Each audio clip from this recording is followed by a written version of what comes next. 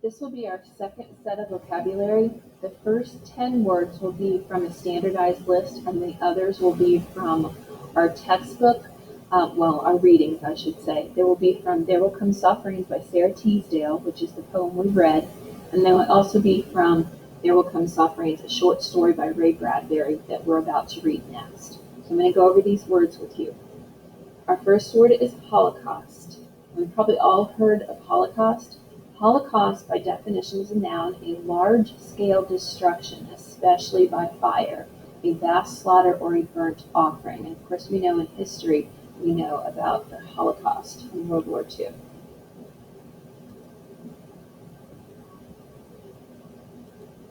Our next word is impervious. Impervious is an adjective, and it means you can't be hurt or affected by something, or something can't get through. So if we're talking about Superman, like in the picture you see, he's impervious to any weaponry. He can't be defeated. Nothing can happen to him.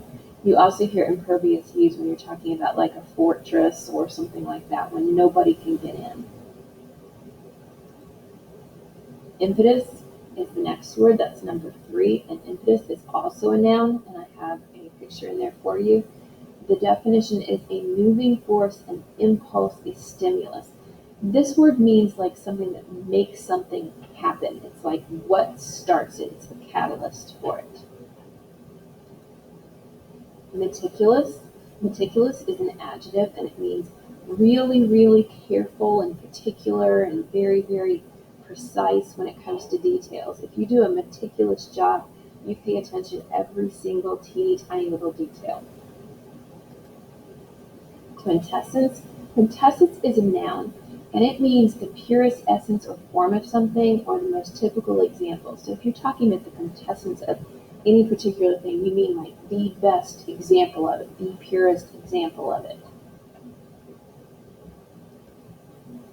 Retrogress. Retrogress is a verb, and it means to go backwards or to return to an earlier condition. So if you're starting to make some progress, but then you stop for a while and you retrogress, it means like you've gone backwards. You're not able to do that anymore. Adversary. Adversary is a noun, and what that means is it's an enemy, a foe, an opponent, somebody you're fighting against. That would be your adversary. Next word is fallow, and fallow is an adjective, and it means unproductive, inactive, or something that's not fertile anymore or not growing anything anymore. So we see fallow fields, meaning that they're not ready, or they're not going to have any kind of crops in them at that point of time. Negligible. Negligible is an adjective, and it means something that's so small, so tiny, so minuscule that it's not even important. It's not even anything to be noticed. Perpetuate. Perpetuate is a verb, and it means to cause to continue. It means to make permanent. It means to make something go on and on and on. It's like a time word. If you perpetuate the gossip, it means you keep it going. Tremulous. We saw this one in our There Will Come Soft Rains poem. This one is an adjective, and it means like quivering or shaking or trembling slightly. And we saw the tremulous leaves on the trees, and that was like because of the breeze and the nature. Whim. This one is also from the poem There Will Come Soft Rains. Whim is a noun, and it means a sudden wish to do something without any kind of reason. You just get an idea, this fanciful idea, and you just kind of do it because it's on a whim. Parish, again, another word from There Will Come Soft Rains, the poem by Teasdale. Perish is a verb, and it means to be completely destroyed or to die. And the way that we used perish in that poem was mankind perished utterly, meaning completely died, completely was destroyed. Then we have utterly is our other word from There Will Come Soft Rains, the poem. And utterly is an adverb. It means completely or totally, like without any hesitation or anything. It means like completely done. Silhouette.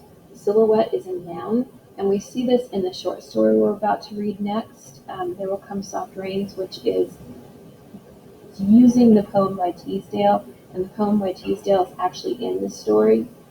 And silhouette means the dark shape of something that you can see. It's like the shadow or the shape of something. You've ever seen somebody have like say their silhouette on a wall? It means like the sun's coming in, it's casting a shadow, something like that. Oblivious. Oblivious is an adjective, and oblivious kind of just means like you're just not aware. If you're oblivious to something going on, it's just like it's passing right over your head, and you don't even know what's happening. Oblivious can also mean forgetful, like you just are oblivious to everybody's birthday. Sublime. Sublime is an adjective, and it means something that is so grand, so excellent, so beautiful that it makes people feel some kind of awe or inspiration. The next one is solvent. Again, that's in that short story. It talks about cleaning solvent.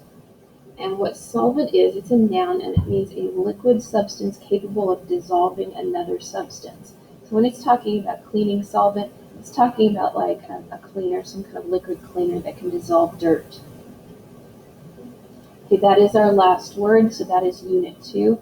And we will have a test on Unit 1 and 2, and I will let you know when that test is. Thanks for listening.